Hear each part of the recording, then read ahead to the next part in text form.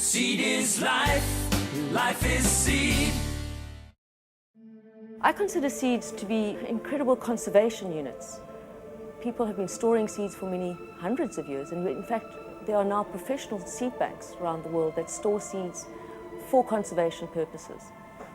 And if, for example, there's a major disaster on the earth, crops get wiped out, climate change, we can actually then go back to any accession of seed that we want, take them out of storage and germinate them to give a new crop.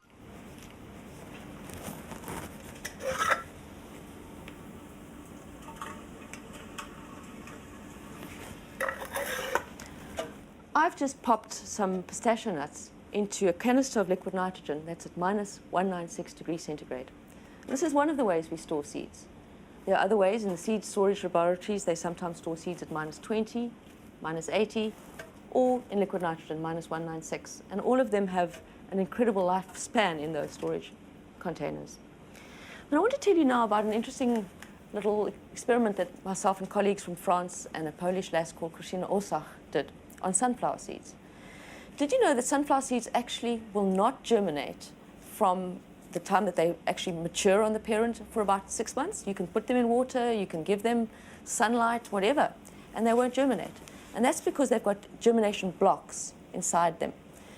And they know, well, they don't know, this is teleologically speaking, but what really happens is free radicals, the very little evil monsters that age us, those things can actually be active in a dry seed.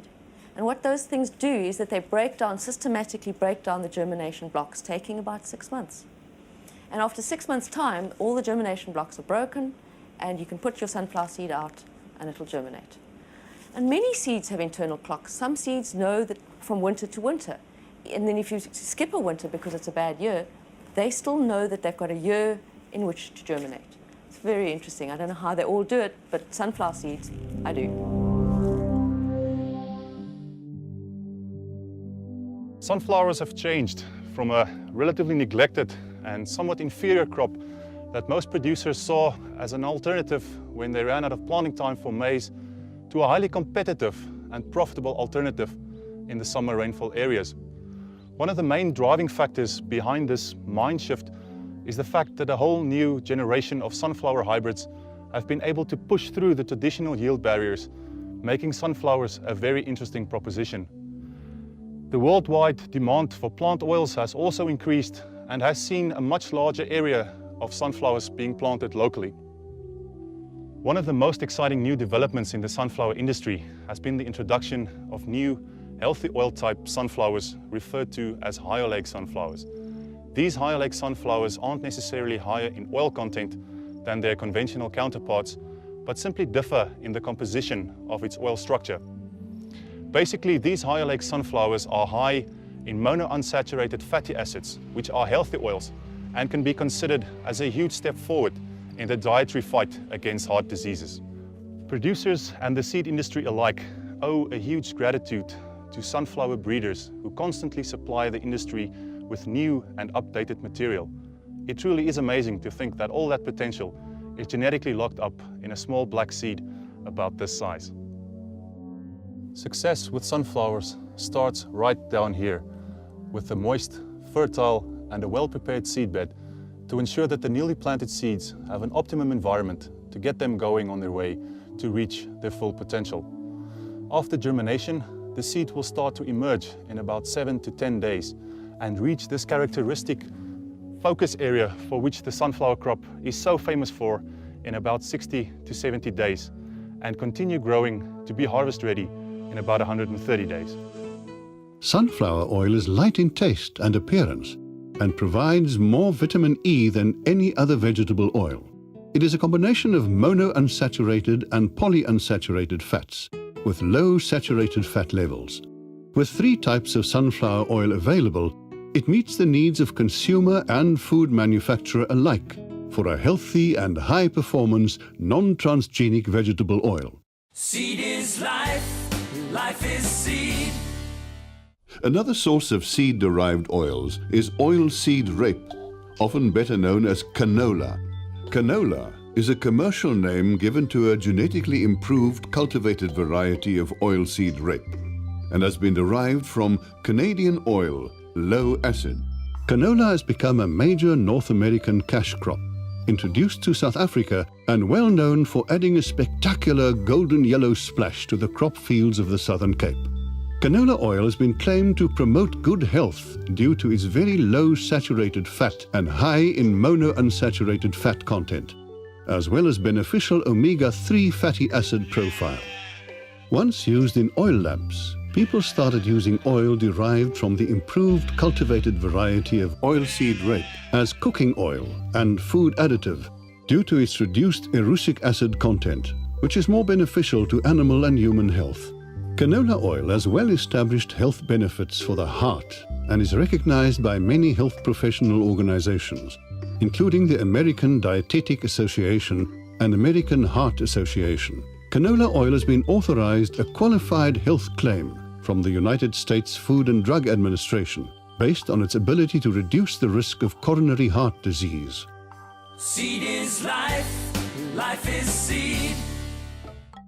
Not all crop seeds commonly used in agriculture are primarily for human or animal consumption.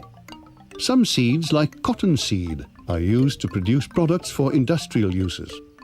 Cotton has become one of the most technologically advanced industrial crops in the world. In South Africa, more than 90% of all cotton seed planted has been genetically modified for insect and herbicide resistance. These seeds are not only widely used by commercial farmers, but have played a significant role in encouraging struggling subsistence farmers to become emerging farmers in pursuit of commercial and industrial agricultural practices. You see, when I come here, we've got a lot of problem here. We don't have work here. No. If you want to survive, you've got to plant something. We used to plant mealie meal and others, but for commercial, to get something, maybe to be able to buy something and so on, the only thing that we have, it was cotton. And luckily, I've been in the farming business about 9 years now. Yes, during this time, we've been planting cotton, and it helps us, and it helps a lot of people. Some of farmers here, I can tell you, some they are driving cars, tractors, and some they've sent their kids to universities and other places. With the new cotton varieties that has come, like Bolgat, I think we are doing much better now. There's one thing that it gives you a peace of mind. If you are planting Bolgat, you are sure that you are going to benefit. One, the Bolgat is so faithful. It's a tree that is faithful. When you plant it, after 6 weeks, you are sure, if you see the squares, it's producing squares, that the squares that are there, they'll become the ball. A ball you'll meet the ball on a harvest day, definitely, no matter who say what. I was able to make money more than I used to make. You are sure that you'll make maybe 5 bales extra. Cotton is used to make a number of textile products. These include terry cloth, used to make highly absorbent bath towels and robes, denim, used to make blue jeans, chambray, popularly used in the manufacture of blue work shirts, as well as corduroy, seersucker and cotton twill. Socks, underwear and most t-shirts are made from cotton.